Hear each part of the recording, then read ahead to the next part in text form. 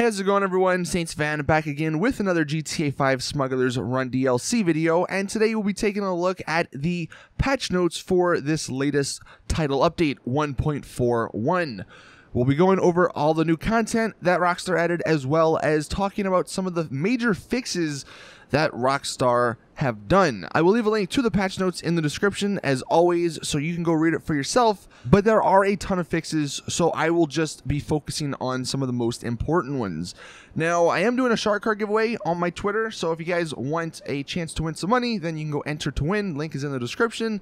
But hopping into the new content, so obviously there's 5 new hangars that have been added to GTA Online. You probably already have one, but there are 3 up in Fort Zancudo and 2 in LSIA. And these hangars are where everything happens. It's where you store your aircraft, it's where you do the missions from, and they actually say that the hangars come with space for up to 20 of a player's personal aircraft. So it looks like 20 is the limit. Now, as of today, there are 7 new aircraft that have been added to GTA Online. However, there are a ton more that are going to be coming over the next few weeks. And the same goes for the cars. Like, there was only 2 cars that were added today, but there are going to be about like 4 or 5 that are going to be added over the next 2 weeks. They actually did add a new adversary mode, which is kind of cool.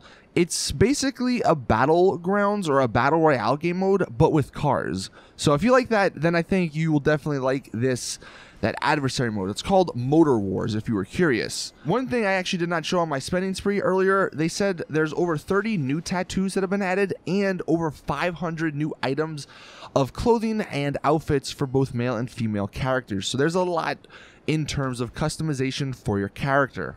Now, some new features that they added. There's a new formation flying assist option, which has been added to the interaction menu, and I'm guessing that sort of works like the MC formation assist, where you go like the same speed. The new Havoc Helicopter has been added to the list of vehicles available to VIPs, CEOs, and MCs, so that's going to be something that's very useful.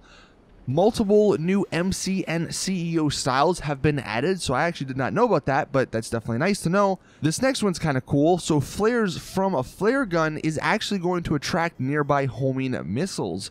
So maybe, you know, if you have someone in your plane and you don't have flares, just have them shoot a flare gun, and then it's like a manual flare. So that's definitely kind of nice that it works that way.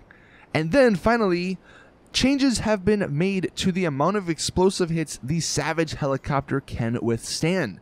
So it only took, what, 2 years, but it looks like finally the Savage Helicopter may not be worthless. Now, Rockstar did fix some issues with the creator, so if you are into making races and all that, then you may notice a few fixes to it, and they also fixed some Rockstar editor problems as well. Now, going through some of the general fixes that Rockstar have done, so one of the ones that they have at the top, changes to vehicle downforce calculations have been made to make sure vehicle handling behaves in the same way as it did before the gun running content update. So we made a big deal after gun running that a lot of the supercars weren't good anymore. Well, it looks like they reverted that, so if you sold those good supercars before the update, then, you know, that's probably unfortunate for you, but the cars are back to normal according to this patch notes. Some other ones, they say they fixed an issue where consumable objects used within the MOC would not have physics applied. I know we made a Rockstar Logic about that.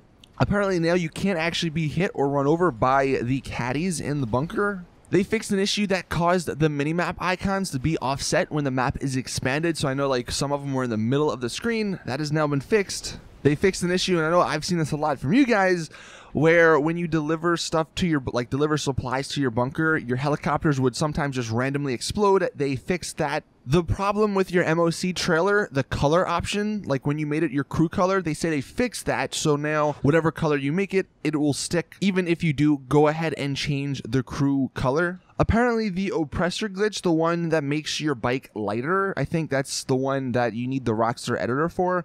They patched that, so that's kind of unfortunate for people that did use that.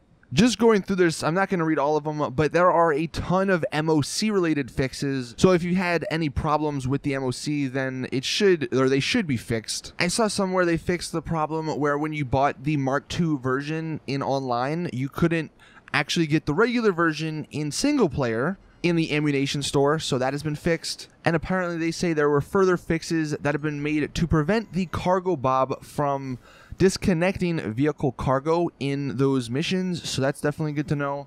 And the rest of these are kind of about adversary modes, so if you guys had problems with adversary modes, then looks like there were a bunch of fixes for it. Like I said, if you want to go through the entire list, I will leave it in the description. It's very long, and you know, most of it is not really relevant for a lot of us, but some of those are, you know, pretty good, like the downforce thing. That's definitely a good thing.